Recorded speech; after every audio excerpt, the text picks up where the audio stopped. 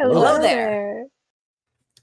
Welcome back to another episode of Star Wars in the Galaxy, watching all the Star Wars we can get our hands on. I'm Eli. I'm Jacob. And today, we have the start of Season 17 of Star Wars in the Galaxy, watching all the Star Wars we can get our hands on. In our chronological rewatch, we go from the beginning of the timeline forward in time, so it only makes sense for this season for us to go completely before anything we've ever covered, except for KOTOR, with our first ever season. This is before anything of the saga. This is the first canon on-screen media chronologically in universe ever. And it's a show for 5-year-olds. So is this fully canon? Oh, this is 100% canon. This is 100% canon. Wow. 100. And when is this supposed to take place? We will see. This takes place in 232 BBY. This takes place right before Phase 1 of the High Republic. Indeed, later in this season, we will see High Republic characters that appear in the books and comics. One episode, one half of these, because of course these split up into two halves, and we'll get into that with our guest as soon as we get into the episodes themselves. One half of these is written by High Republic author Cavan Scott himself. Yeah, no, this is highly integrated with the High. This is basically, as far as I'm concerned, another part of the High Republic, which is something that I'm unfortunately not as versed in. I've read Light of the Jedi. I love it. It's great. I've read the Phase 1 comic run. Again, fantastic. It's great. And I'm about halfway into Rising Storm, and that's about as much High Republic as I know. Although I know like a lot of the main story beats of Phases 1 and 2, and a few things about 3, although I understand that's still developing and growing even right now. But Jacob, of course, we're not alone for this. I wanted to make sure to get some guests for this season because, again, Jacob has not watched any of this before, and so this is my first time. I feel a lot like Eli's first time. I feel like I feel like a lot like the KOTOR season with you, where it's have to convince you. I have to win you over on this, and I'm not expecting you to love this as much as I am. I want both of us to feel like at the end of the day, you can understand why we did this. Look, that's my goal. I'm very excited to see some part of Star Wars that I have not seen before, and that you were very excited about. The fact that you were excited about it makes me excited about it. So I'm ready. Thank you very much. I'm ready. We are, of course, this season of Star Wars in the Galaxy is sponsored by the most powerful nation on the globe, on the internet, anywhere, anytime, any place. We are, of course, talking about Nubs Nation. I'm going to mention. For those of you at home, Eli has a Nubs plushie that he is holding as he plugs Nubs Nation. The same one I raised during our Jedi bracket stream, in which Nubs was taken way too early in the third round. I'm going to become so insufferable about Nubs this season. I'm just warning everybody. Nubs has gone through a very similar way. I remember when he first released, I'm like, why does everybody think this guy is so cute? I don't understand it. And then one day it just clicked for me.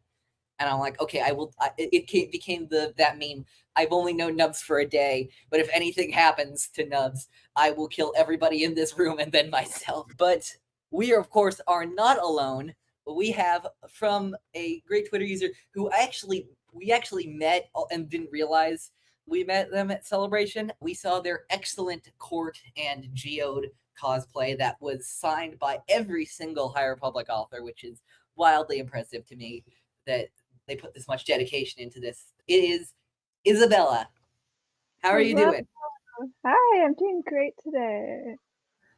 Thanks so much for coming on the show. I remember only at the Celebration Anaheim Energy, which was, I saw your cosplay, and then walking by a bit behind me was a Legends Grievous cosplay. Mm-hmm. And I'm like, only here could you see those two side by side. Yeah, it was definitely a journey. Yeah. It was. Were you there for all 4 days? I was there for 3 days. I missed out on the first day. I managed to sneak into 2 days when I only bought a 1-day ticket, but we had a good time the whole weekend. We only got tickets ourselves for the last 2 days. We very much, by the time I remember Jacob and I got there on Saturday, it felt like the party was already started way before that.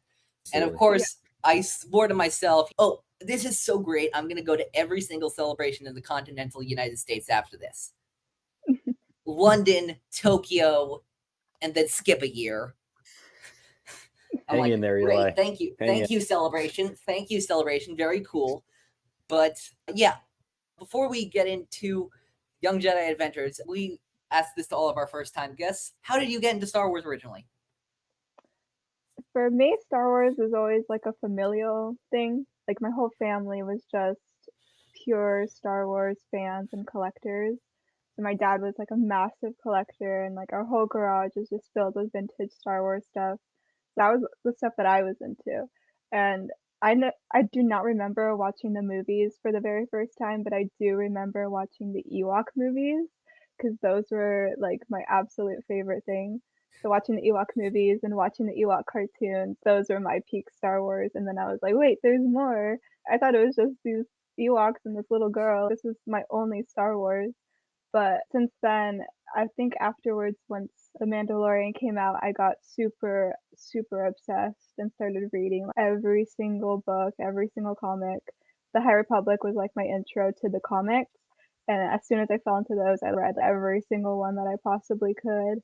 And to this point, it's just gone nonstop. I can't stop reading Star Wars. I can't stop watching it. My favorite part of Star Wars has always been the literature and the books and comics. So to be able to be a part of that community has been absolutely crazy. And then just barely after COVID, I started getting into cosplaying as Star Wars characters. I was doing cosplaying before, but it's taken over everything in my life at this point. Fully obsessed. Have a bit of a problem.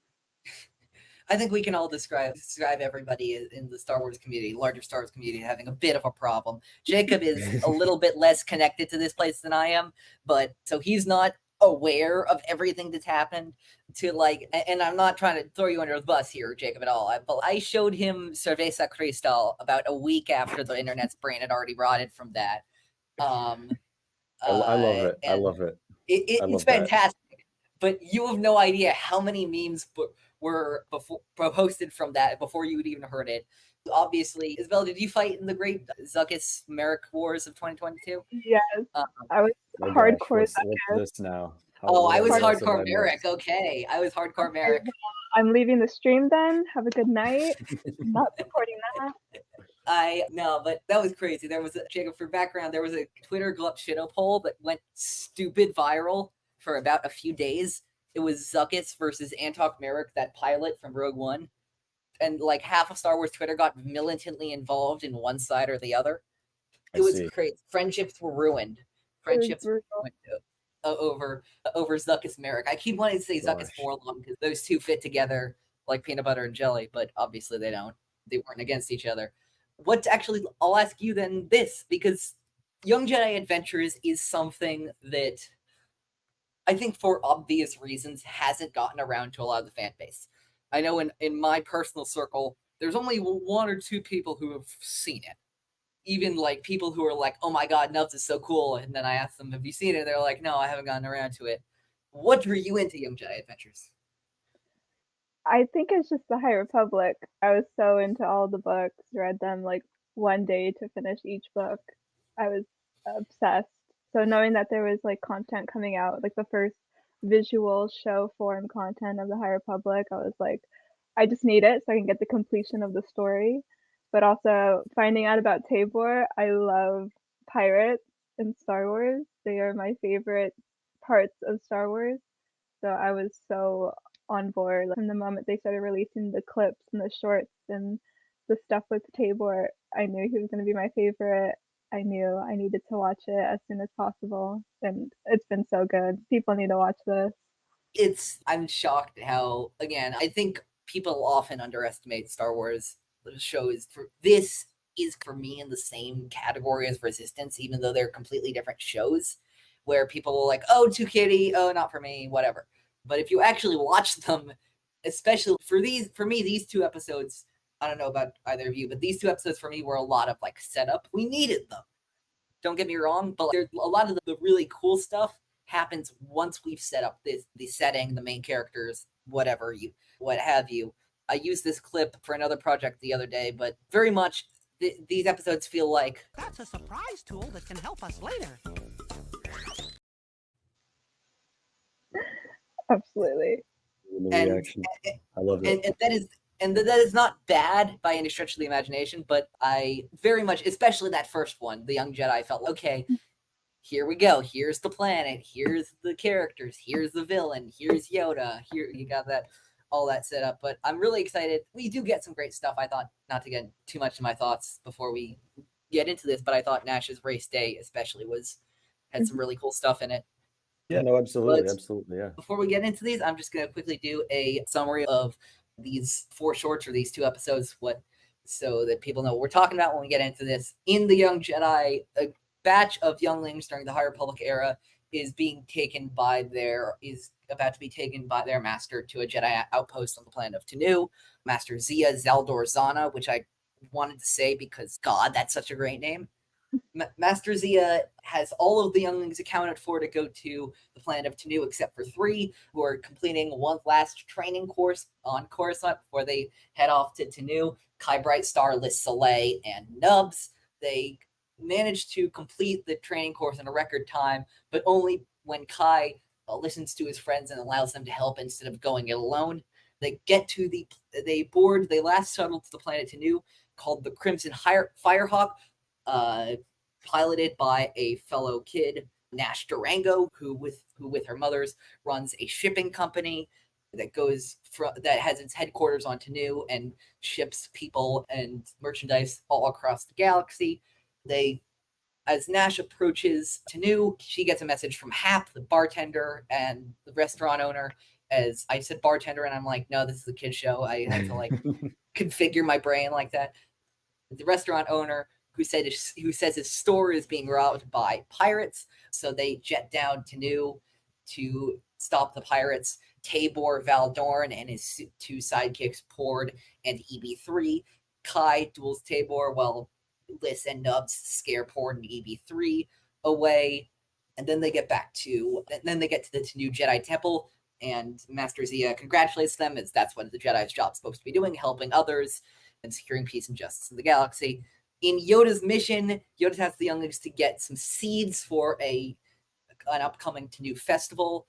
Taborr sees the kids going to get the seeds and decides, hey, let's go mess some stuff up for them. Let's go. I'm going to go steal those seeds. Shenanigans occur, and they successfully seal the seeds by faking a distress call. They successfully infiltrate the ship, Liss and Nubs. But the pirates find out about them, and Kai is forced to choose, as he was at the beginning of the episode in a training sequence, between rescuing his friends or rescuing his lightsaber. And as opposed to the beginning of the episode where he chose his lightsaber, this time he chooses his friends, loses his lightsaber, but gets the seeds back. And as a reward at the end, Yoda gives him his own training lightsaber that he used when he was a young Jedi himself. As the seeds are planted and as they basically become firework seeds.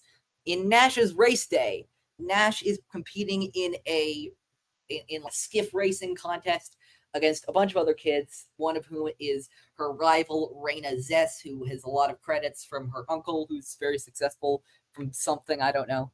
Master Zia allows the younglings to work on the skiff and help Nash win the race, but forbids them from using the Force. They're using their Force abilities, but we'll put a pin in that. I'll come back to that later because I have a mini rant about that.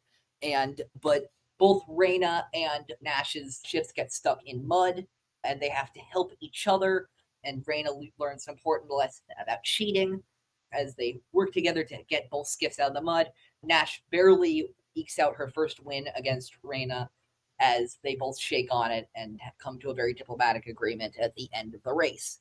And finally, in the Lost Jedi Ship, while excavating the temple archives, the younglings find a glimpse of a star tracker of a Lost Jedi ship that was stranded on a planet. They then go to that planet on Nash's ship and go through a tricky asteroid field, but eventually land on the planet, find the ship and its owner, the droid OGLC, and convince him to be brave enough to try and pilot through to the asteroid field with the Starseeker, his legendary ship that went missing so many years ago.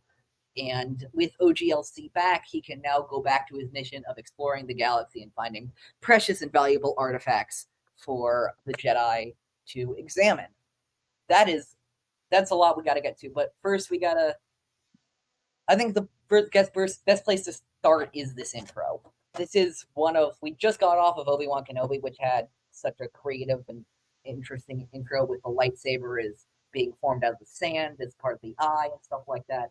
This intro is it's a classic kids TV show intro.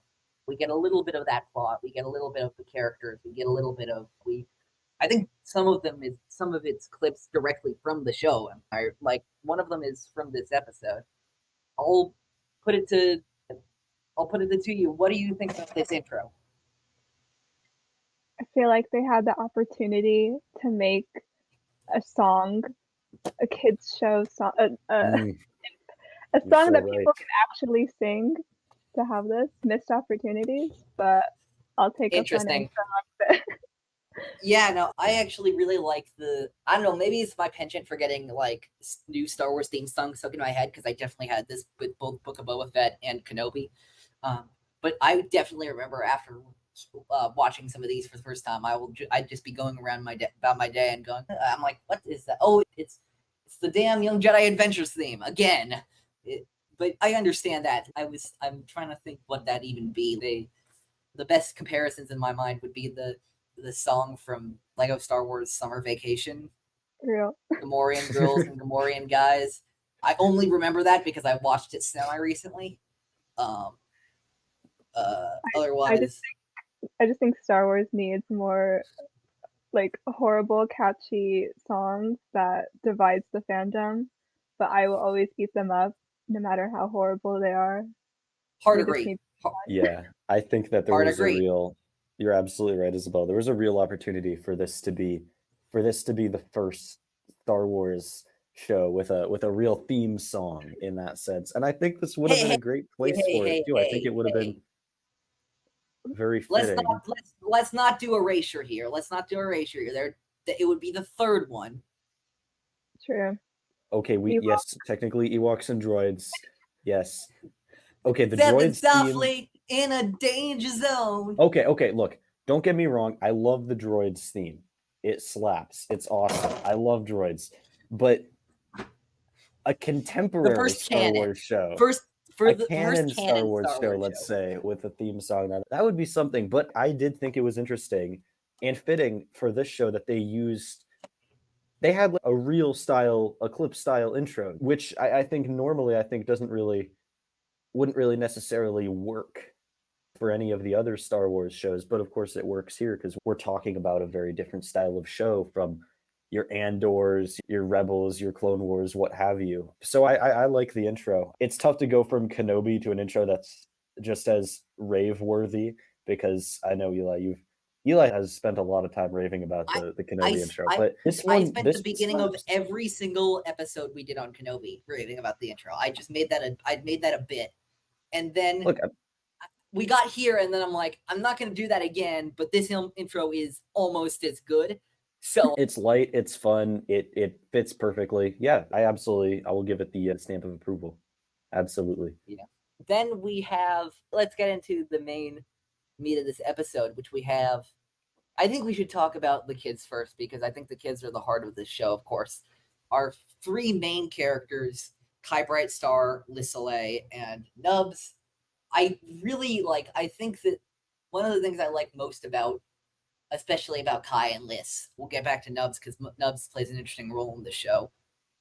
But Jamaal, Avery Jr. and Juliet Donenfield, who play Kai and Liz, absolutely could have phoned this in. This is a show for 5-year-olds. They could have totally played this off. But I feel like every actor in the show, but especially them, come at this with such a genuine energy. It sounds like they really want to do this, even if some lines are oversimplified for the young kids watching or whatever.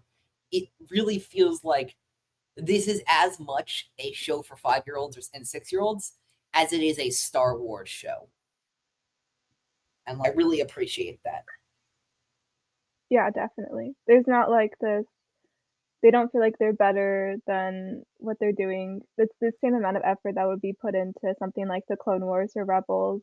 It's voice acting. It's done really well, and they're able to, like, if you want to have a kids show, you want to have it be exciting and engaging, especially in terms of voice. 'Cause kids aren't going to listen to you if you're talking completely monotone, uninteresting. Like, they do a good job of keeping kids entertained with the voices that they're doing, but it's also just their natural voice. There are kids, they're playing kids, and it feels real. It's not like Mark Thompson doing children's voices in the books. It's okay, that's not, it won't pass, but it's good enough. This feels real. It feels if you put them in live action, they could play their characters, and it's really fun. Yeah, like these are kids being kids, but it's a darn good job. I like as well that, gosh, I'm blanking on the name of the Jedi Master, but I like that she explicitly says, hey, these are our troublemakers. These are our usual suspects, which is like, let me guess. I know exactly which three younglings are going to be late, and I'm going to list them off right now. I thought that was a great them again. It's them again. A great way to be. It's this kind of show. Like it's this kind of show. Like we know. Shout out to Nasim Pedrad, who voices Zia, because I love the fact that she's seemingly always like it feels like she's very much like a single mother of 3 kids who loves them all dearly, but it's like these guys again, these kids again.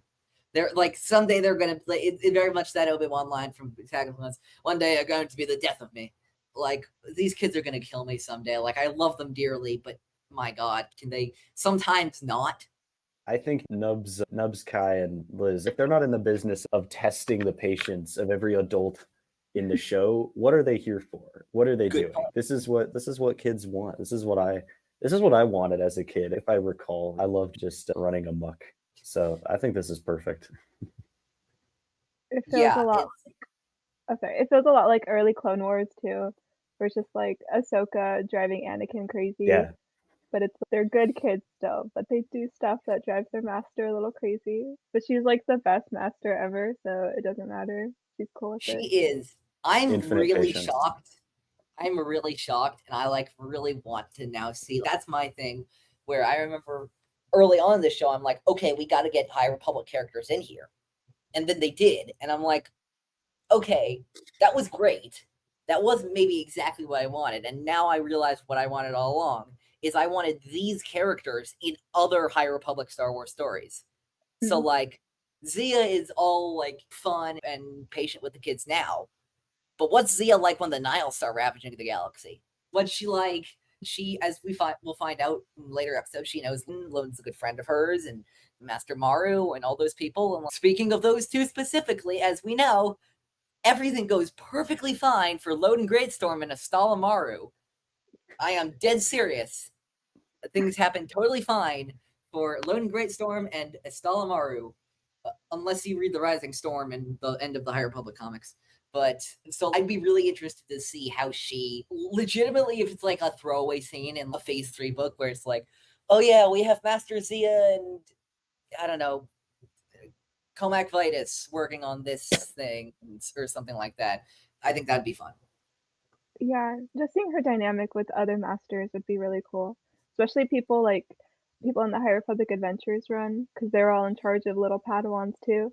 Like, just get them all in a room together, have all the adults just hang out for a second. Speaking of that, actually, I remember now that for Free Comic Book Day this year, what day is it? Oh, it's on Star Wars Day. It's on Star Wars Day. Of freaking course it is. On Free Comic Book Day this year, I don't know if you saw this, we're getting Court and Nubs. We're getting Court and Nubs, Daniel Jose Ollers, and like I am so not caught up on any High Republic Adventures thing, but you bet anything I'm going to be buying that just for my boy Nubs. It was made for me, that comic. I'm going to be first at the door, lined up, ready for that. It's going to be, seeing Nubs as like a comic drawn Nubs for the first time, I genuinely had to stare at it for a second and be like, this man is multimedia now. This is what we deserve. Yeah, of course, we have Jamaal Avery Jr. and Juliet Donenfield as Kai and Liz. And then, of course, speaking of the usual suspects, D. Bradley Baker once again is Nubs. D. Bradley Baker finding a way to voice literally every character in Star Wars. Wait, is he in here? D. Bradley Baker is Nubs. What? Yeah. Oh my god. This guy, man. This guy.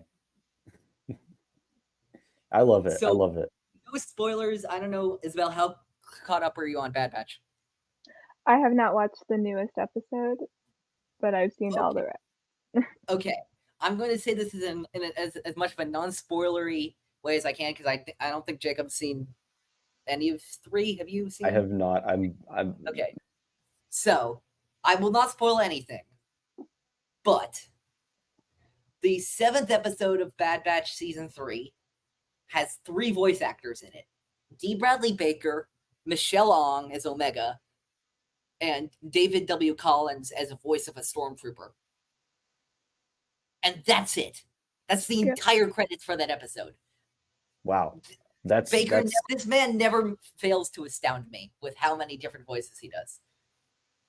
He's incredible, honestly. It is absolutely crazy to me.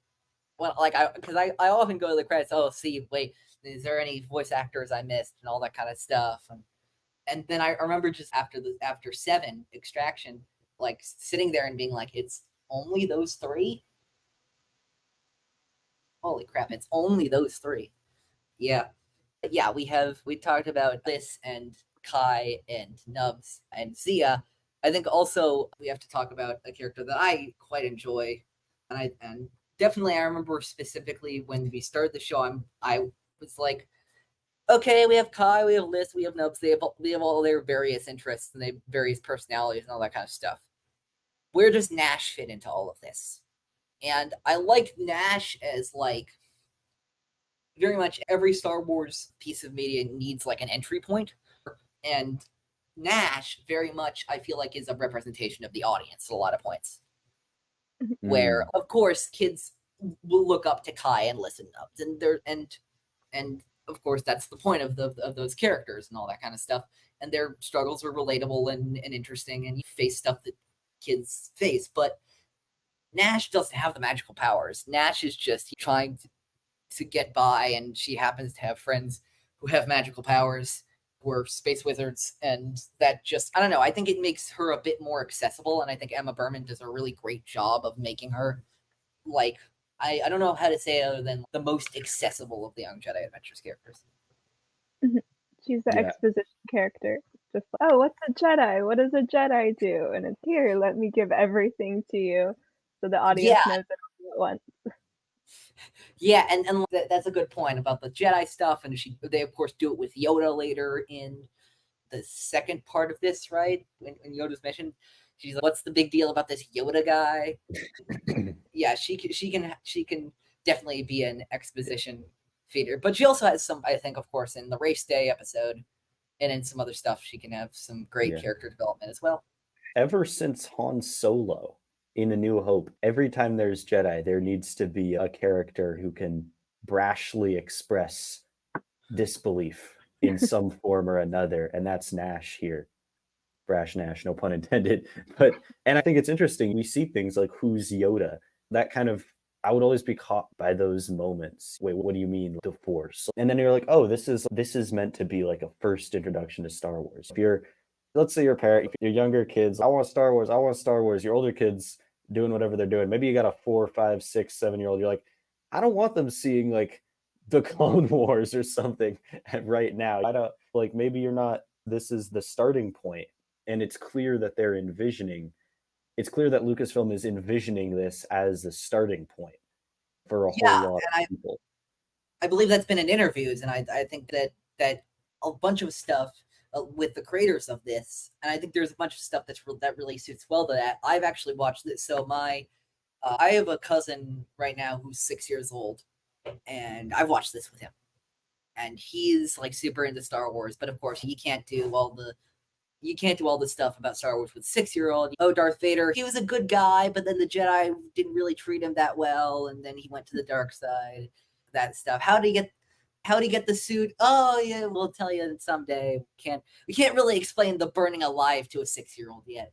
But yeah, it's like that idea, and just bouncing off of that, Jacob, the idea that Kai, Liz, and Nubs may be some kids' version of Luke or Anakin or Rey is really strange to me, but I'm trying to get used to that.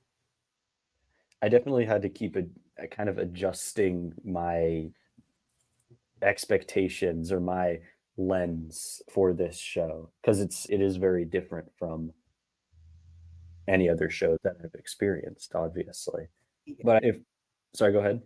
I feel like it's also just a perfect point to start with the High Republic too, because you're seeing Jedi in a completely different way than, even if you've seen every single show, just watch this one. You can learn about the High Republic and the Jedi, and that can get you into the books and all the stuff before you start reading like 14 different books and 50 different comics.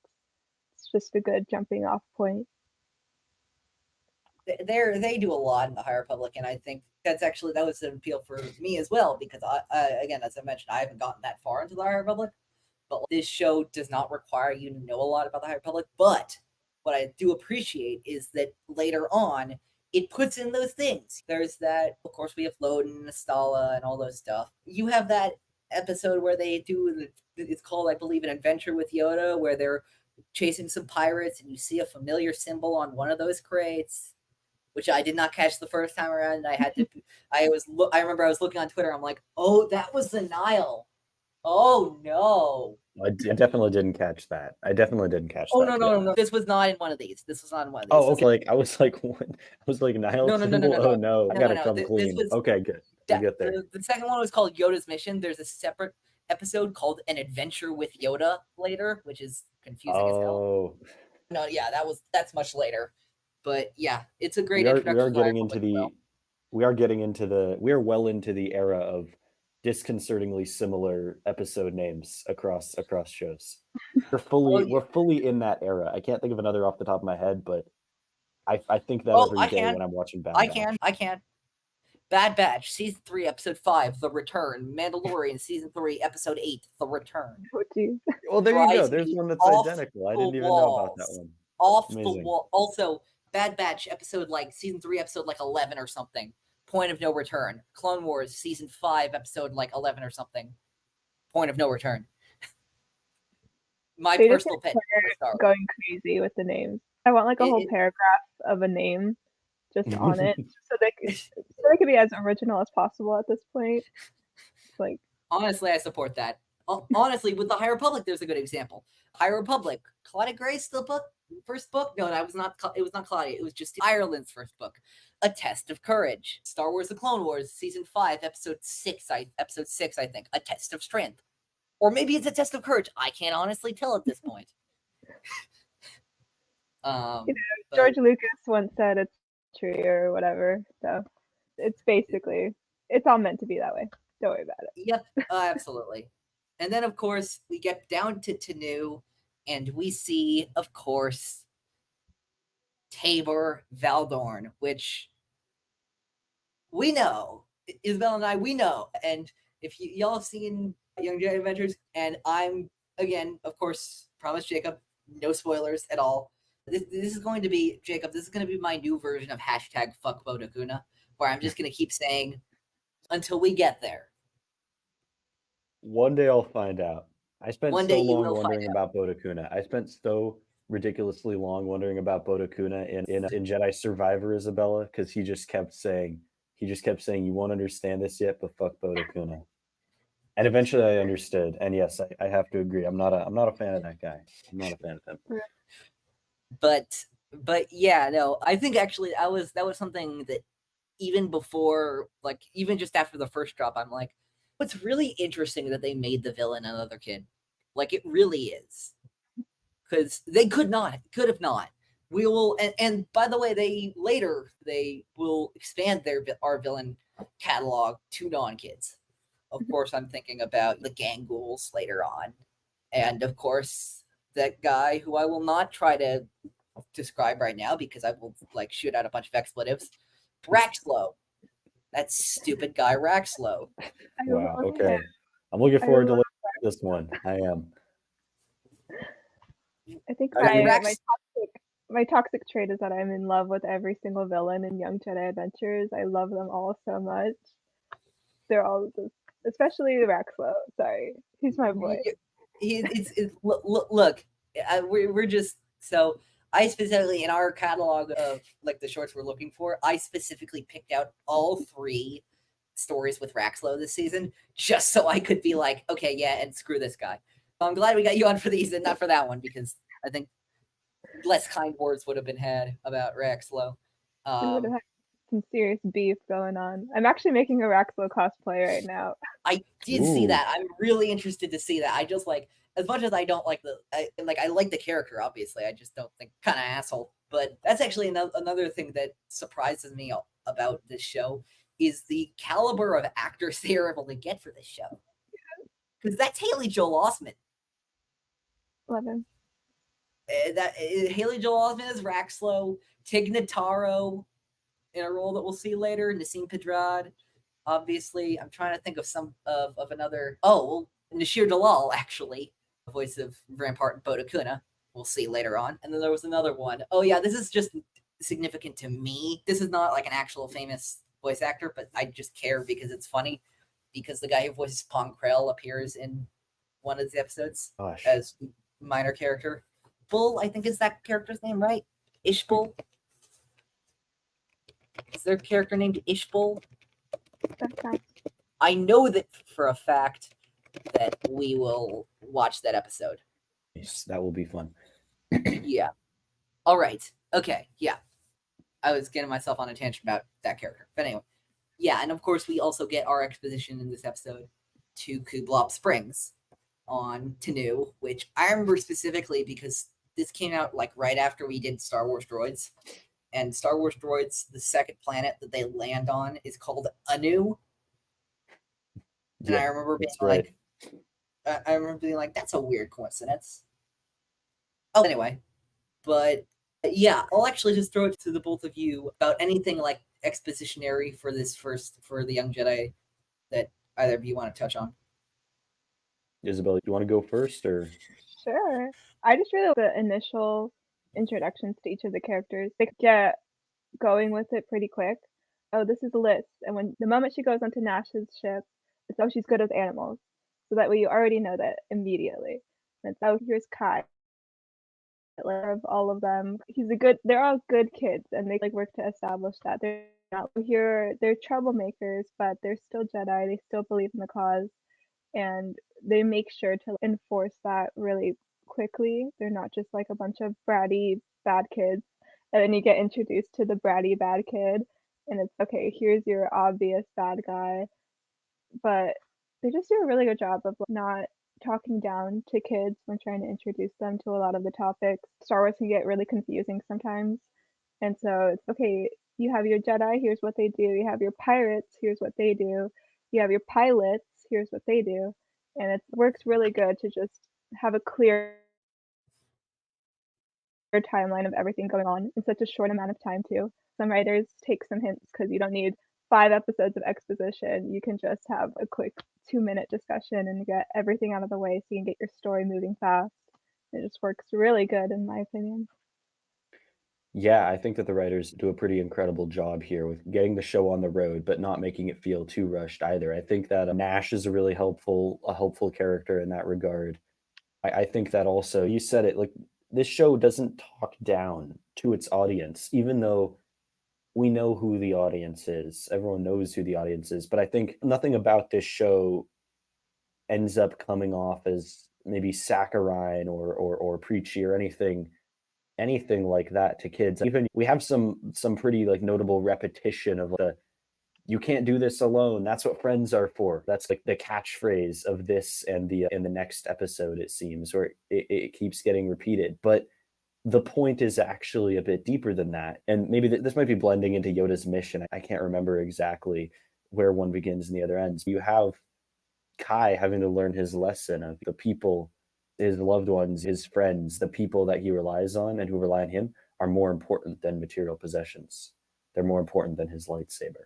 And I think that the show does a very good job of getting that point across without hitting you over the head with it, but still saying, hey, like we have something to say here. Like this isn't just This isn't just run around and swing lightsabers, which Absolutely. I appreciate. And by the way, Jacob, it's not really a spoiler, but I will just say in the future, this show gets political. Like, you may not believe me, this is political. Deeper. Okay, I'm looking forward to it. That is surprising, but there is one specific episode I'm thinking that the parallels between it and an episode of Last Week Tonight with John Oliver are truly shocking. That's not a comparison I was expecting to be made with this. We will get to that. When is that episode? Let's talk about that eventually when it happens. When are we getting to that episode? Will be in our third episode in this season. All right, it's coming up. It's an episode called The Thieves of Tharnaka, and there's a bunch of other examples as well that we'll get to that I'm very excited about. But you hit the nail on the head with that theme about choosing your friends over yourself and all that kind of stuff. I appreciate the choice Kai made, not only because it's the right thing to do, save your friends and all that kind of stuff, but specifically because that friend was Nubs. Look, if it would have been Liz, that would have been great too. Don't get me wrong. I'm not gonna say something crazy. I'm not gonna say like dangling in front of a volcano or something crazy with Nubs or something like that. But come on, Nubs giving 2 tight hugs, like legitimately, I think that was the thing that sealed the deal for me. I'm like, no, I love this. I was like, I love this guy. And then like when he did that at the end of this first episode, I'm like, okay, no, I really love this guy. Nubs mania. Nubs mania. I don't know if you've seen this, Isabella. This piece of fan art is fantastic. This is the only image I have currently on this StreamYard. And I'll link this in the description, so podcast listeners, you're just going to have to imagine what this looks like. Are you familiar with our Lord and Savior, Giga Nubs?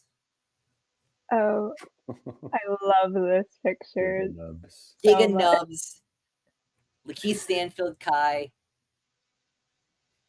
Beautiful. I knew. Oh, that is Lakeith Stanfield. Oh, wow. Yeah, it's Lakeith Stanfield. This is adult Kai Brighstar and Giga Nubs. If Lakeith Stanfield made his way to Star Wars, I would be pretty overjoyed. If anyone from Atlanta made their way to Star Wars, canon in the Acolyte, I can already see they're gonna have a flashback sequence, and it's just gonna be that going on. No, it's not. Like Keith Stanfield, Kai, Giga Nubs, whatever Liz is up to, I'm sure it's great. Whatever Jovi's up to, we'll get to them when we get to them. But Jovi should be in addition to the main crew in season 2, and that is my hot take. We'll get to Jovi. Jovi doesn't appear until later, Jacob, but they're great. But yeah, I think we've already covered a lot from Yoda's mission anyway, and that's great because the 2 I feel are very much linked in how expositionary they are.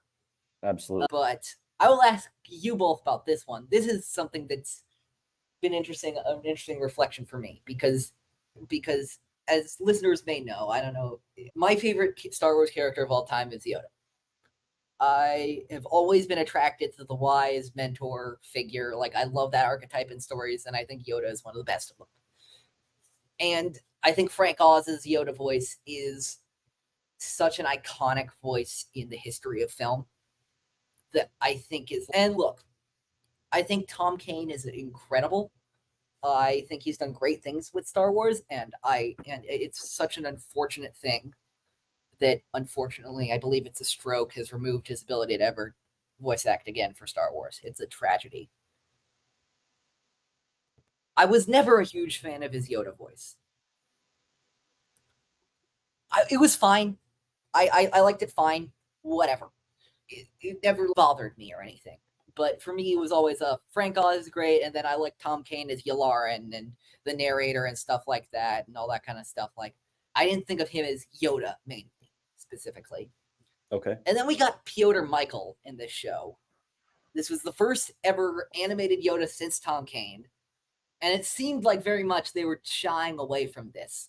Because I don't know if either of you remember in Tales of the Jedi when they're doing Master Catri's funeral, because we saw a funeral for a Jedi in the Clone Wars, and Yoda did the eulogy.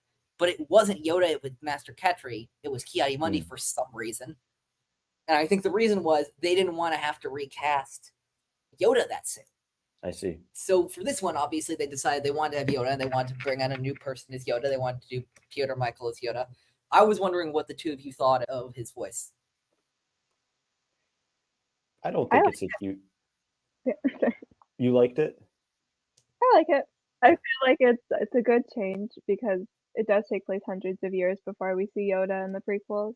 So his voice is bound to sound a little bit different, a little bit younger maybe, but I feel like it's it's instantly recognizable as being Yoda, and that's all you really need from it, especially if it's like a kids show. You'd be like, oh, that's Yoda, and the kids will recognize Yoda's voice. I do feel like he doesn't do the backwards talking thing a whole lot in this show for some reason. I was But about to mention that actually, like legitimately. Maybe he leans more into that at the end of his life in his later years. As soon as you said that, I was like, oh yeah, I was going to mention that.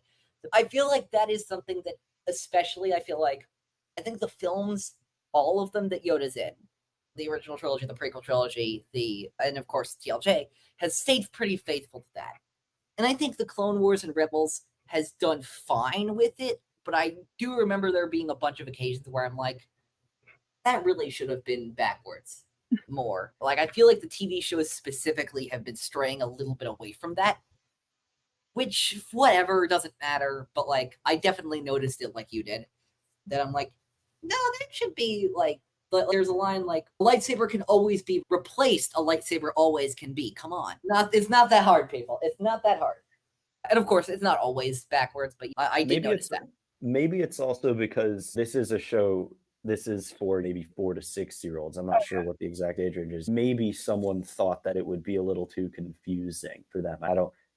I'm not an expert in child development by any means, so I don't really know, but it's possible. But again, like you said, Isabella, I think at the end of the day, especially for this show, it's 80%, 90% of the Yoda that we know and love. And I did notice, I was like, oh, this is noticeably different from Frank Oz, from Tom Kane's versions of Yoda? Yes, of course it is. But are we going to go? I can speak for myself because the Star Wars fandom can be insane about a lot of things. I can speak for myself when I say I'm not going to be going on YouTube making videos titled Epic Fail, Star Wars should be ashamed, unbelievable. Red circle arrow. Rise. Yeah, Kathleen Kennedy needs to be fired because Yoda didn't sound like Frank. No, it's fine. I didn't really give it a second thought, to be honest, beyond, like, different show, different voice actor, interesting. But it didn't bother me at all. I ever took it seriously was just because I figured about the Tom Kane thing with Tales of the Jedi, and I'm like, oh, I wonder if they're going to stray away from using Yoda in animation for the time being until they can find someone else. I didn't expect them to find a replacement voice actor that soon. I mean, I more noticed. Sorry, go ahead. Oh, sorry. I feel like it's also, I prefer them to do just like a normal recast than to try to go like the AI route that they were trying to do with Mandalorian and stuff. Like, I'd rather have a fun new voice actor than like a soulless robot voice for it. So I'm good with it. That's a very good point. We shouldn't be scared. We shouldn't be scared of recasting. And I feel like in the Star Wars fandom and in certain elements of how we talk about things, we do tend to be very scared of recasting. But if we want there to keep being new stories, unless it's new, like, we're gonna have to do recastings eventually. And I far prefer it, as I think most people do. I far prefer it to the AI mishmash. What is real? What isn't? Is this a real person saying this? Is it a computer? I'm not a fan of that. So I very much agree with you, Isabella, and you, Eli. I am pro recasting. Yeah, I am one of the people who specifically I will go to bat for Vader in Kenobi. I think that was done very well, but I think that was very much the exception to the rule and not the rule. I am absolutely on team recast. It was never a thing where I thought, oh, it'd be bad to recast, or I didn't think they were going to do it. I just thought, oh, they might take some time, find a new person, whatever, what have you. But yeah, I think that like all of that stuff I've been seeing, of course, about when they eventually do make that movie that ends the Mandalorian story, about like if Luke or Leia or Han is going to be in it, I'm like, recast it. Just do it. You have Alden Ehrenreich right there. I know I'm sure given enough money, he'd want to do it again. if you looked at the guy who they did the mocap AI stuff with for Luke in Book of Boba Fett, he looks strikingly like Mark Hamill. Graham Hamilton. Like, he looks strikingly like Mark Hamill. And then, I don't know, maybe, yeah. And then, I don't know, maybe Carrie Fisher had a daughter who's also an actress and who looked like identical to her, who could be Leia. I don't know. Maybe that happened. But yeah, no, I'm absolutely team recast. I think they should be doing it more. But yeah, anything else about either of these two so far? Or do you both want to go to Nash's race day? Yeah, I think we can go to the race day. All right, let's do this. Nash's race day, I think my favorite of these four. Oh yeah, this episode, by the way, I think of all of them, is the story of all of them, is the peak Nubs story. We get the Nubs dancing, we get the Nubs, like, that gif, that my favorite gif of Nubs to post on Twitter, which is him holding onto the sail. Adorable. Yeah. Legitimately adorable. I love that stuff. But of course, the person that I am, and this is what we have this show for, because for meaningless ethical debates about a show for 5-year-olds. I was immediately struck by something, and I'm going to invent a new term here on In a Galaxy today. I'm going to play Palpatine's advocate for a little bit. All right. Main crux of the episode. We got the race. And what ground rule does Master Zia lay down almost immediately? Don't use the Force to help win the race. Yes. And I understand that from a Jedi moral place. But let's apply this to how we know the Force actually works. Because this was a point of controversy around Ahsoka for reasons I don't entirely understand. Because some people were surprised that the Force can be used by everyone. But when that's been in Star Wars since 1977, that you just have to be open to it. Anybody can use the Force. Obviously, midichlorians will determine your potential to a certain degree, but it's not the whole picture. So theoretically, my brain went into a thought experiment like this. Because if anybody can use the Force, then why would it be cheating to use the Force? I suppose because being trained in the ways of the Jedi, being identified as someone with a high midichlorian count, and thus relative to the average person, a pretty remarkable, openness to experiencing and manipulating the flow of the Force. I think I can see where the good master is coming from. And I agree. And saying, hey, maybe don't maybe the Force is for knowledge and defense, not winning a skiff beef against your rival. No, I agree with you. And that's the answer I eventually came to. But then we get the other complication with this. Hey, younglings, you can't use the Force for a competitive edge. That's cheating. Okay, Nubs, use your super strength, your biological super strength, to move this sail around. Okay. There is a point to be made about where do you draw the line? This is a slippery slope. No, but her rival's using droids. Sure. Reyna, is that her name? Yeah, Reyna, yeah. Reyna has droids. Yeah. Reyna has the fancy skiff. Yeah. I like that she's upfront about being a Nepo baby. That does feel very kids show, how she's like, my uncle, with his money, just bought me this super fancy speeder, so I'm going to win. And I'm am I just totally dreaming this? Or do we meet her uncle? No, we don't. We meet Nash's uncle is what happens. We meet Nash's uncle. The showdown of the uncles. But I remember something uncle came to my mind. I'm like, what's uncle that we meet in the show? It's Nash's uncle. But the thing I came up with was basically this. Imagine a high school basketball game, right?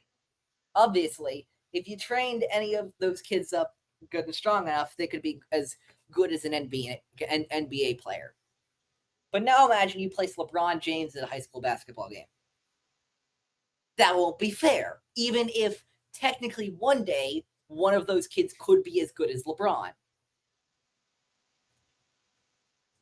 I think it's a bit different in this galaxy, though, because it's if you're in a race and you're all going to be different because there's like aliens involved, there's droids involved, so it's like the aliens have different attributes that definitely help them out with it in the same way that there's some that kind of can slow them down.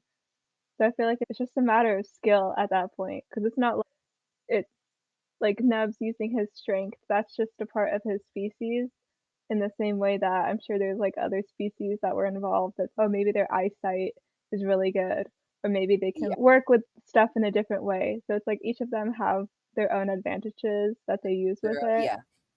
So it's just a matter of who's the best at steering their little ship, who has the best skill involved. Yeah, and ultimately, I'm not saying that any of this really matters. It doesn't. That's why we have this show, though, is because this stuff does not matter. But I wonder it sometimes, and Jacob wonders it sometimes, and I'm sure other people wonder this silly ass shit sometimes. Going from something, actually, for me, there are two things I want to get to. Two major things. That was one of them. Second one is, which is that I remember when I saw this in the episode for the first time, and I was just so impressed with Young Jedi Adventures for this. When it's revealed that Nash has two moms. And it's just something that happens. Yeah. And it's just something that nothing's made of it. Never, ever. We see them again. Chris and Seeley. It just happens. Obviously, we can talk about Lucasfilm's very dicey past with LGBTQ plus representation on screen, and how basically this is the first openly gay couple we've seen on screen ever. Period. In Star Wars. What about Andor? I was literally just I said that in my brain. I said that in my brain, and then my brain went to, wait, was Andor before this or after this? I guess the thing about Andor is that it does seem at times like it's intentionally set up so that you can. Andor was earlier. If you want to count Cinta and Vel, which conversations can be had. Regardless, it's cool to see. From my perspective, it's cool to see something like this pop up, especially in a kids show. Ultimately, it's not super big part of the story, so I'm like, yeah, it's cool. It's cool. Like I don't want to take the wind out of anyone's sails by speaking on this. So I'm always pro stuff like this. Yeah, it's the way they approached it is really good, especially for a kids show. Which is like, this is normal. It's like they introduce the characters in the same way they introduce any of the other characters. Where it's just, oh, let's go meet my mom. Let's not look in the camera for 3 seconds while a music cue. It's, oh, what did she just say? It's no. Yeah, and obviously we still have such a crazy long way to go with representation of all kinds in Star Wars. But look, I just thought it was really sweet, especially, of course, in a kids show. When often what's being attacked these days, LGBTQ plus people's influence on kids, whatever the hell that means, and stuff like that. And here's one of the biggest, and here's Lucasfilm just going, nah, we're going to do it anyway. It's crazy how this show has some of the highest amount of LGBTQ plus representation in any of the visual Star Wars stuff. We're not at those episodes yet, but Jovi later on. Jovi, yeah. It's a non-binary character, and they easily explain it to kids. This is stuff that is so easy to come by that they're choosing to put it in a kids show. Now it's the time to put it in an adult show. Kids can handle it. Anyone can handle it.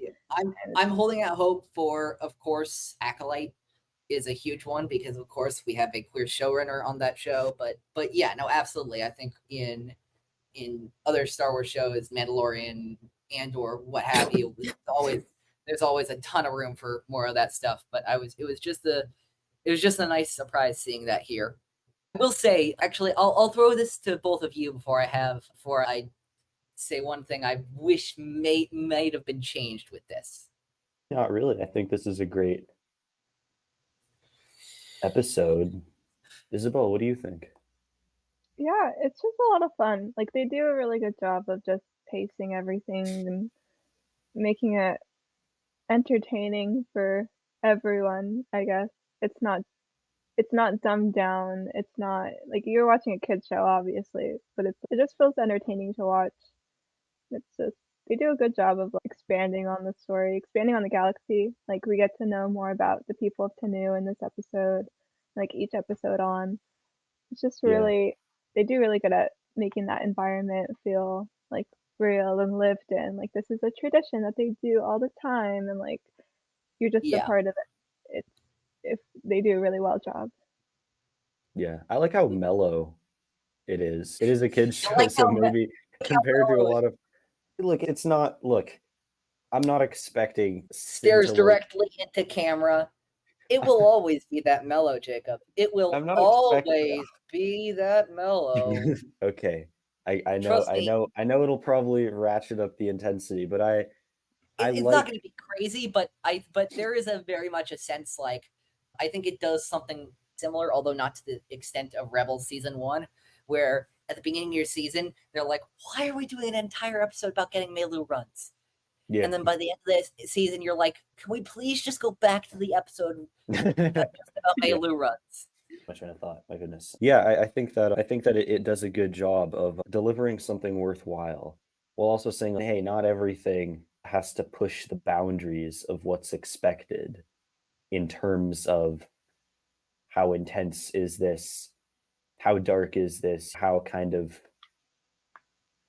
many boundaries, just how many boundaries can we push?" I think a lot of people, it's nice when not everything, it's nice when you have something that embraces not being a 10-hour long Darth Vader montage of destruction. I feel like we've all read one too many comic books of just, here's Darth Vader doing some crazy shit, and it doesn't make any sense. So I like that this show is not afraid to embrace its identity of what it's about. And it's positioned in a spot where it can really do that with the niche that it's filling as a young kids show. Yeah, you don't need like a life-changing galaxy event happening in every episode. It can just be like they're trying to race their boat. Yeah, that's another thing. Like, it's okay for it not to be. I know, Eli. I know we'll get to. I know we're gonna go somewhere else. But I like when the stakes are low. But Jacob stares directly into camera. I thought everything was supposed to be on Andor's level now. Oh, no. Eli, we're never going to agree. We're never going to agree about Andor, but I'm not dissing Andor. Let's put that aside. I'm dissing people who say that Andor is on another stratosphere than everything else Star Wars. I think it is on another stratosphere than a lot of things, but this is not trying to be that, and it doesn't have to be. There's room for everything. My one thing about this episode is I think it would have been interesting, that I was mentioning before, I think it would have been interesting if Reyna won the race anyway. And it would like further enforce the lesson. Oh yeah, winning doesn't matter. Like you try your best, you do what you like. We're just having a good time. It's like the sort of, I understand why they did it, because of course Reyna needs to see that for herself and all that kind of stuff. But I think it would have been interesting if Reyna won anyway, and Nash would get rid of her obsession with winning so much to just be like, look, we played honorably, we got close, we did our best, and that's what matters. I feel like that would be a really good character moment for them. But also, I work with kids, and I feel like if that happened in real life, everyone involved in that race would get jumped. Yeah, but I thought that Reyna handled it pretty well, all things considered. Yeah. I suppose so. Yeah. Yeah. Now we're on to if people don't have anything else, the Lost Jedi Ship. Let's go for Lost Jedi Ship. Love it. OG. OGLC. First of all, we have in the beginning of the episode, we have two great lore shoutouts that I loved, that I forgot about until I rewatched this, which was Ilum and Crate Dragon shoutouts, which I thought were great. And then it gave me an idea. Isabella, you obviously know about the Caves of Batu episode before Jacob knows about it. And that kind of does what I'm talking about.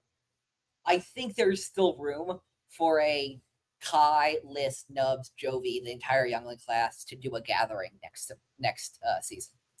Yes. For them to find their crystals, that seems like a seriously major event that they'd probably be getting to around the age of being able to do. Yeah. Obviously, Yoda puts a heavy emphasis on this is just a training saber. I think they generally just act like lightsabers, but we haven't exactly seen them trying to slice anything with them. But I think that'd be really cool. And when Ilum got shouted out, that reminded me of that. I wonder if, because without spoilers, the timeline towards the end of the season starts converging a lot with the books. So I wonder how much that would affect like a gathering like that. But I would still love to see them go to Ilum. I feel like that would be super well done. I would like the show to do a gathering 2.0. That would be a lot of fun. I agree. Well, look, okay, they did it during the Clone Wars, and nothing bad ever happened to them during the gathering of the Clone Wars. So yeah, nothing ever. Nothing related to pirates or separatists or anything. It was totally fine. Imagine Taborr somehow finding a way to get onto Ilum and just being like, I'm gonna steal every crystal on this planet and that does sound like an episode, although I will say that I'm not sure if Taborr would do that anymore without spoiling anything else. But I remember, this is great, and I compare this to a moment from the Bad Batch where when they're on Kashyyyk, and they just defeated that first wave of stormtroopers on Kashyyyk, and Hunter is okay, kid, talking to Gunji. What's next? What are we doing next? What's our plan? And Gunji roars something back to him, and he goes, "The trees have a plan." Great, that's great. The trees have a plan. We're a little good with that. And Hunter, of course, it goes back to the Han quote from New Hope. I've traveled from one end of the galaxy to the other. I've never seen anything that makes me believe there's some all-powerful force controlling my destiny, stuff like that. When people, that's one of my favorite things in Star Wars is when non-force sensitive characters just accept the most batshit crazy of premises from their space wizard friends, and this is what Nash does in this episode. So a Jedi ship crashed on this world years ago, and you want to go find it. 4 of us, a bunch of kids. All right, that's cool. Let's go. Let's do it. Let's do it. I see nothing wrong with that. Nash is just here to have a good time. That's it. Nash is just here to vibe, and I honestly respect it. I just need Nash to meet the vessel crew from the High Republic book, because I feel like they have the same vibe going on of just, oh, Jedi stuff? Okay, I guess we're going to. With what's his name? I'm cursed to only remember that Justina shouldn't have done this good job of the character. I think it was Justina, or maybe it was Claudia. That I'm instinctively remembering him as Space Matthew McConaughey instead of his actual name. Leox, there we go. Yeah, he looks. So Jacob, he looks exactly like, and from what I understand, he talks exactly like Matthew McConaughey. He even says, "All right." He says, "No." I didn't know that. Fantastic. That's great. I love that. It's perfect. He's my favorite. And him and Nash would be like an unstoppable duo together, I think. Yeah. Yeah, Leox and Geode's on that ship, right? Yes. Leox and Geode and Nash, and yeah, we can see that all coming together now. And what's her name? Who we'll see in a few episodes. What's her face? Tig Notaro's character, the thief woman. God, what's her name? I'm looking it up right now. Ace Callisto. You could totally see them, yeah. And the other ones on our crew, except for not Evil Gungan. Yes, Jacob, I said Evil Gungan. We'll get to that soon. Okay. I'm looking forward to an Evil Gungan. That'll be something, my goodness. I don't know if either of you noticed this, but there were 2 things for me that jumped out with this episode that I'm like, I wonder if they had this film in mind when they saw this. There's a line when they get through the asteroid belt for the first time. Nash says, "Got a bit scary, but we made it through." And to me, that sounded a lot like, thought we were in trouble for a second, but we're fine. Everything's fine. Yeah. And then, I don't know if you noticed, but I could have sworn when they go back, after they find OG and they're racing through and they're trying charted path, and they go through those 2 asteroids. Like, they go right through the middle as they're colliding. Which basically is the exact maneuver that Han and Kira do in the alley on Corellia. Mm-hmm. And, like, I could have sworn I heard a musical cue from Solo. Oh. So I wonder, I feel like whoever wrote this just like, is one of those things where I just watched Solo and you unintentionally write a few things in there from them, and then you realize, oh shit, I accidentally just wrote a few Solo cues in there. Could have been inspired, could not have been, but it was, I thought it was an interesting touch. I need to re-listen now, because that would spiral me a bit here and there. Yeah, no, I remember it was just this time I heard it. I'm like, wait, really? Yeah. So they find OGLC on this planet. Do we have a name for this planet? I do not remember it. I'm so bad at planet names. Let's see. No. Oh, we do have a name for it, actually. Apparently we do. It's called Fabaris. It wasn't referenced in an episode, but whatever. Fabaris, apparently. But yeah, but they find him on this planet. I thought the droid thing was a great way of, because for some reason I had gotten a false memory in my head that OG wasn't the adventurer, that the OG was the adventurer's droid, and and it'd been so long that basically the owner had passed away from, like, you know, just being there, that like food or anything. Yeah. But I thought that OG being a droid was a clever way to get around that. Because, you know, in a more mature story, in a more like adult version of the story, quote unquote, you know, they would do that. And this was a nice way around that, I thought. Yeah, I just love OG and his name, the aspect of it, of him being like, he's original. He's been here. Yeah. He's been here the whole time, the original explorer. I just love the old droids in the High Republic. They're the coolest. I was gonna say, I'm now looking at, wait, are we doing that episode? Let's see. I'm trying to, because there are OGs in 3 episodes this season, and we're looking at all of them. Okay, great. We're getting maximum OG this season. Good stuff. We're gonna watch all 3 OG episodes, just like all 3 Raxlow episodes. Essentials only. I think the biggest loser in the ones I've selected is probably Liz, just because I don't love a lot of the creature episodes. They're just not my thing. And those happen to be a lot of the episodes where she shines. Actually, I think Nubs loses out almost as much, actually, because that one episode where he's sick, we don't do that. The one episode that's Little Shop of Horrors, we don't do that. Explain those to you later, Jacob. Yes, there is an episode of Young Jedi Adventures that I'm 99% sure was inspired in some way by Little Shop of Horrors. Okay, if you say this episode is basically Little Shop of Horrors in Star Wars, now I feel like I have to watch it. Now I feel like I can't not watch it. That's too good. That's too good. Come on, Eli. You're setting me up here. You're gonna make me ask for more. A plant grows everywhere, and Nubs plants a plant accidentally that grows everywhere. Yeah, that's what it is. But what you don't get is that's the perfect prerequisite for reading a specific High Republic book. And it is, isn't it? It is. Gotta get up on High Republic. Although it's not the same species, but it is like it does introduce you to the same idea as the Drengir, right? There we go. Where that I introduced to. I remember when I told Jacob about the Drengir for the first time, he's like, "What the hell are you talking about?" I said, "No, you don't get it. Plants are the villains of the High Republic." I don't get it. I will have to read on and find out. I will.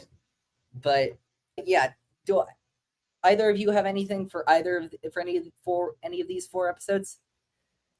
No, I think I enjoyed this a lot more than I thought I would, to be honest. It feels like being at Disneyland, if that makes sense, in Star Wars, but not in any kind of a belittling way, in a most enjoyable way. Jacob, what if I told you? Isabella, are you thinking the same thing? Are you gonna get crazy? No. What if I told you that we spend multiple episodes on Batuu? I knew it. See, there you go. Brand synergy, baby. That's what we call brand synergy. That's cross branding for you, absolutely. Yeah, I think I like the vibes. I think that this is a perfect introduction to Star Wars for a younger audience. I think it's interesting that this is the first time that we've got something that, not really the first time, but this takes it to a new level of, oh, we have something that's explicitly like baby's first Star Wars. Like we had we had Clone Wars, and then we had Rebels, and then we had Resistance, and then we had Resistance, which each of those, I think, at least the first few seasons of Rebels and the Clone Wars, each of those was successively more family, young child friendly than the last.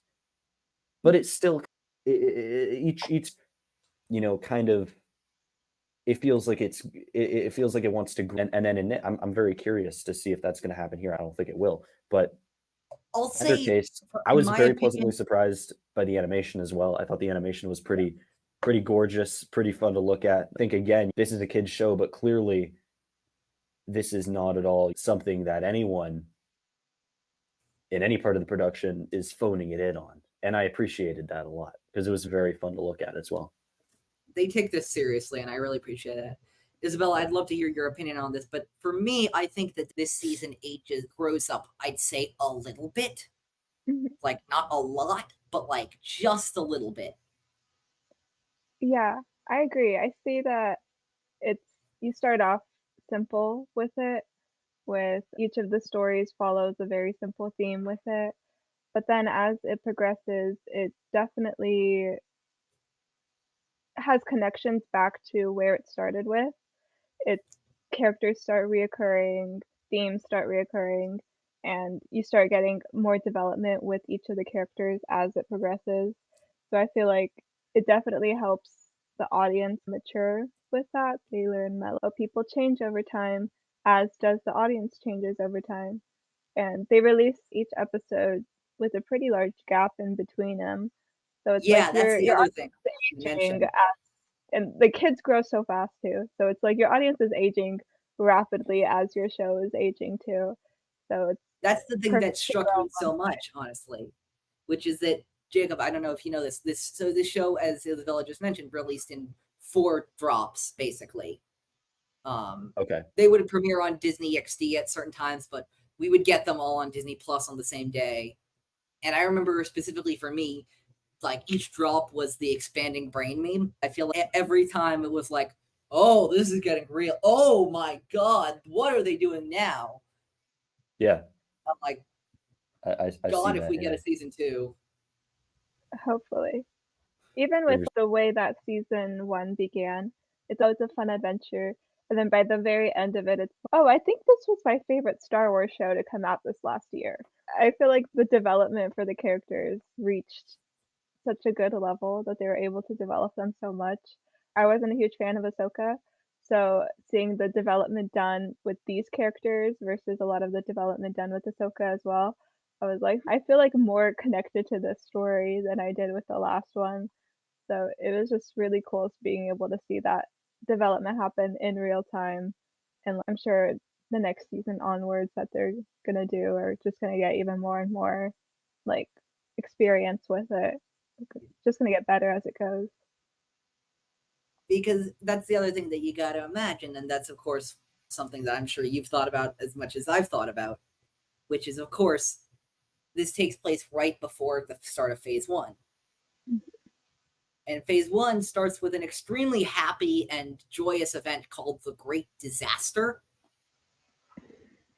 And I don't know how you do that for 7-year-olds. Like, they put it there, and it's not like they can, like, maybe you could be like, oh, no, this is like months before. Like, maybe you could, like, stretch time a little bit, extend a bit of disbelief there. But they know where they're going. They know exactly where they're going. They know exactly what happens to Loden Greystorm. Again, Cavan Scott, when we'll talk about this on the episode when we do this, I remember there was an interview with Cavan Scott. He was like, I was so excited to go back and write Loden again. I'm like, yeah, of course. Remember what happened last time you wrote Loden? You did this, Cavan. You did this. I don't know if you've seen this. I might have even seen you post this, honestly, Jacobs. Whenever High Republic Twitter gets mad at any of the authors, for anything, there's this series of images that have been photoshopped, and it says "what the fuck" followed by the author's name. Okay. So it's "what the fuck Charles," "what the fuck Justina," "what the fuck Kevin," and that was a very "what the fuck Kevin" moment. Oh, I see. All right, understood. But yeah, anyone have anything else, or should we go to wrap this episode up? I think we can wrap it up if that's okay with you guys. Yeah. All right, Isabella, as a first-time guest, we have some questions to ask you, just to get to know you and have our listeners get to know you a bit more as a Star Wars fan. Jacob and I will ask them back and forth to you. No one's judging you on these. It's all totally fine, obviously. First question, pretty basic. Who's your favorite Star Wars character? So this is actually really hard for me. I'm gonna make everyone mad on Twitter, all my friends mad, purposefully. I'm gonna say my favorite character is Dengar. I really like the bounty hunter. Ooh. I love the bounty hunter so much, and Dengar has always been my favorite bounty hunter, Dengar and Zuckuss. But lately I've been rereading a lot of stuff with Dengar in it, and I just have to say that he's my favorite. I love him. Him and Legends, his Legend story, his canon story. Manor is canon now, right? Is that right? Manor is canon? Manor is canon. She's in like 6 comic books. She has 4 speaking lines. I love her. I have to admit, so I think you're friendly with a lot of people in Valance Nation, right? Yeah. I'm woefully educated about bounty hunters, but I specifically bought that last issue just because I'm like, I need to know how much of a mental breakdown the Valance Twitter is going to have that day. I'm like, this dude better survive, or Ethan Sachs is going to have so many people on him. Spoiler, we did it. Safe, we're safe, everybody. We're safe. Valance is alive. So excited for Ethan Sachs to do Django now. God, I'm so excited. That's Wednesday, right? Wednesday is the first Django-ish. Oh, I've been hyped for that miniseries ever since it got announced. Like, I'm like, yes, please, thank you. How do you rank the Star Wars movies? And if you don't have a ranking ready to go, or if you don't have top 5, top 3, give us something. Okay, this is really bold because I purposely never posted my rankings on Twitter when everyone's, here's my Star Wars movie ranking. Oh, okay, I see. Okay, so this is an exclusive. So my favorite of all time is Empire Strikes Back. That is like classic. an untouchable. Classic. I'm gonna have to go with, I mentioned it before, but I love the Ewok movies, like unironically. The Ewok's Battle for Endor is incredible. I'm gonna put that at number 2. I would say that A New Hope is number 3. And I would say that honestly, the first Ewok movies, Caravan of Courage, number 4. I'm gonna break something to you right now. Neither of us have seen either of them. You have to. We will have to now. We will have to now that a guest of ours has planning. I was already planning so highly to do it. I was already planning to do it just because, again, it's watching everything. We've watched crazy shit for this show. Unfortunately, it's not going to be for a while because the timeline. We'll get to A New Hope in about 5 years, and then maybe we'll get to the Ewok movies then. But no, absolutely, I'm really excited to see them. From what I hear, I'm not going to spoil it for Jacob. I hear that Ewoks: The Battle of Endor has a surprisingly dark opening to it. Both of the movies. The first one is really just sad. It's like a child is sick the whole time, and you just feel really sad. The second one is just like the cutest, happiest intro. 2 seconds later, the saddest thing you've ever seen in a Star Wars. So it's crazy. They're so good, though. I unironically enjoy them so much. All right, so we got Empire, we got Battle for Endor, we got New Hope, we got Caravan of Courage. We've got, I think I'm gonna put Phantom Menace next. I really love Phantom Menace. It's my favorite of the prequels. I would say this is when it starts to get muddy down here. I would say Return of the Jedi, Revenge of the Sith. Or no, I just completely forgot about the prequels or the sequels for a second. Let me scratch that. I would say Phantom Menace, Force Awakens. I would actually put Force Awakens at like number 2, actually. Empire, Force Awakens, then Battle for Endor. Yeah. Then we got A New Hope, Caravan of Courage, Phantom Menace, Return of the Jedi. I would put Rise of Skywalker. I'm trying to think what movies I even have left. Revenge of the Sith. And then the bottom of the list, unfortunately, you got Attack of the Clones and The Last Jedi. I enjoy all of them. They're all fun, but I have the ones that I just... Oh, I completely forgot about Solo and Rogue One. I'm so bad at remembering things.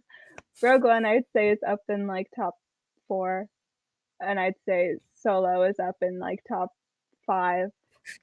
So that breaks down the whole. I was about to just make a joke. I'm like, forgetting Solo, that's totally fine. Solo, that's fine. We all forget things some days. And Solo, look, just forgetting Solo, that's pretty fine. There's no other spin-off movies in Star Wars other than Solo, and that's I've been on this show where I don't hate Rogue One. It is my least favorite live action Star Wars movie, but I do not hate it. But I just say disparaging things about it sometimes just because. Aggressively calls it mid every single chance he can get. No. I do. I really don't hate it. I really don't. It's not my kind of Star Wars, but I really don't hate it. I do feel like a lot of my videos are tainted because I love reading all the additional material. So watching Rogue One after reading all the books connected to it, it's this movie is incredible. But is it incredible just because I know every single little bit of the backstory of every single character? But I do thoroughly enjoy it. I messed up my whole list. I can't remember things when I start talking. No, but... it's a fun movie. I love Rogue One. I love Rogue One too. What is your favorite non-movie Star Wars media that you think people are missing out on? People are missing out on, comic books. All the comic books. Read Bounty Hunters. Read Dr. Aphra. Read the High Republic stuff. They're all incredible. Just any of them. Even Legend stuff. So good. Always recommend the books. Like any part of the Star Wars literature is some of the greatest Star Wars stories you can ever explore. And if you have a character that you like, if you have a movie that you like, if you have a background character that appears for 2 seconds in a movie, I guarantee they have some sort of written material about them and you can learn everything. Some of the most creative stuff comes out of the literature. So just explore that. There's so much. It can last you years, literally. Flows very well to our next question, which is, of course, everybody has one. What's your favorite Star Wars background character? I feel like this is cheating, but Dengar, he appears for 2 seconds. Yeah, no, that's he is originally a Glup Shitto. That's true. He is an original Glup Shitto. He appears in like 3 episodes of Clone Wars, I think, maybe. He has 2 episodes, only one of which he actually speaks. And he is voiced by Simon Pegg, so. Simon Pegg, yeah. I watched that episode again just recently. The fact that they got Simon Pegg to do a bit role as Dengar in the Clone Wars will never not be funny. I love it. So all right. Right. What is the coolest, in your opinion, what is your favorite Star Wars species? I really like Chiss. They just look really cool.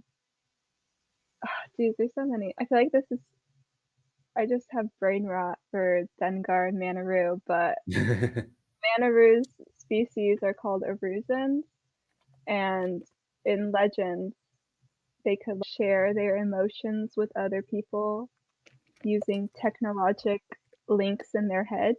Wow. It was just really original concept. And I wish that they would explore that in canon because it's like the coolest thing I've seen regarding cybernetics that's ingrained into their species. So I say like Aruzans and Chiss, and also I think Shadra fans. Shadra fans, good choice.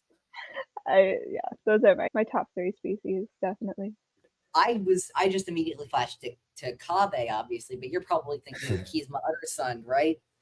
Oh, real. I love other son. who I don't know a ton about, but I know is a Chandra fan and who's basically like the nouveau Vindy of the High Republic. Oh yeah, he does his own thing. He has no loyalty to anyone other than who can provide him safety, and I love him.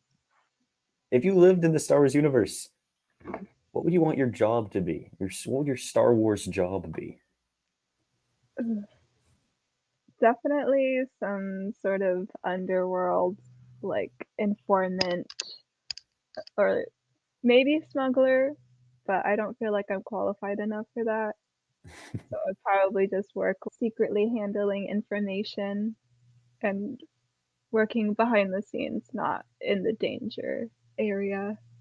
I feel like in Star Wars, I feel like anyone can be a smuggler in Star Wars. We just saw a literal kid be a fearsome, notorious pirate in Young Jedi Adventures. So I think anything's and you haven't seen anything yet. I think anything's on the table, to be honest. Yeah, I think I'd be a pirate, honestly. Okay. That's a good choice. You feel like Hondo, pirates are cool. Pirates are cool in Star Wars. All right. You mentioned this earlier, and it's a quote we love, of course. It's George Lucas in that documentary for Phantom Menace. It's like poetry, rhymes, every stanza sort of lines to last. Hopefully it'll work. What's your favorite It's Star Wars, it's like poetry, it rhymes moment? Can be from anything. Oh, geez. I just really like it when they start, like, reusing quotes from each stuff. Like, there's always I have a bad feeling about this.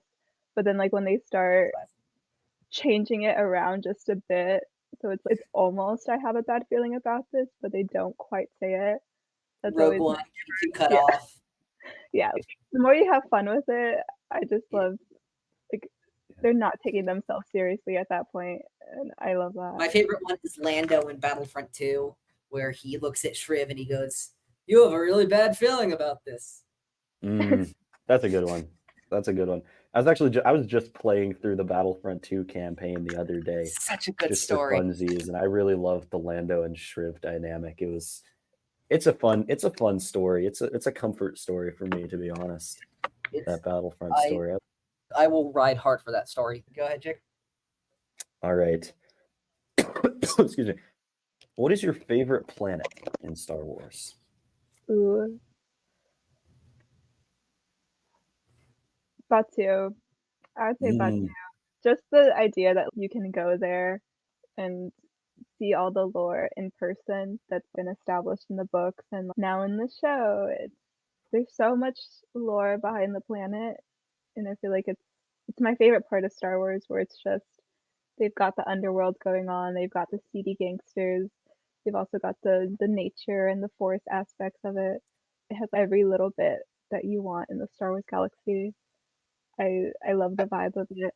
It's perfect. I remember the first time I was at Galaxy's Edge when I saw that TIE Echelon in person, and then I pulled up Galaxy of Heroes on my phone where I had unlocked TIE Echelon, and just like looking back and forth between the real life model and the thing that was on my phone, it was breathtaking. It's crazy. It's life changing. It's crazy, yeah. It's pretty cool the way they brought it all together. I was pretty skeptical at first when I was like, oh man, they're gonna do a brand new planet for the Star Wars land at Disneyland. But no, hats off. Disney Lucasfilm, they have developed it remarkably well. It really is remarkable what they've done with all the way all the stories have come together from so many different angles to make Batu such an interesting part of the story. Exactly. It's like you can read comic books and see it visually, and you could read your books and imagine in your head, and then after you absorb all of that, you can just go there in person, and it's like everything matches up. It's crazy the amount of effort that goes into it. I love it. I'm obsessed with it. Yeah, it's great. Jacob? If you could take one object or one force power or one anything from Star Wars and have it, use it, enjoy it in the real world, what would it be and why? I feel like it'd be the ship. I don't want to steal someone's ship. That would be a sweet ride. Something classy. Maybe like a Jedi Vector. Something small. I don't need like the Millennium Falcon, but just something that you're the only one who has it. And I feel like if I had force powers, that wouldn't last very long. I would go a little power crazy, I think, but having a ship would humble me. All right, and our final question is a long time-honored Star Wars in a Galaxy tradition. I'm just going to show you a character, and you just tell me how do you pronounce this character's name. That's simple.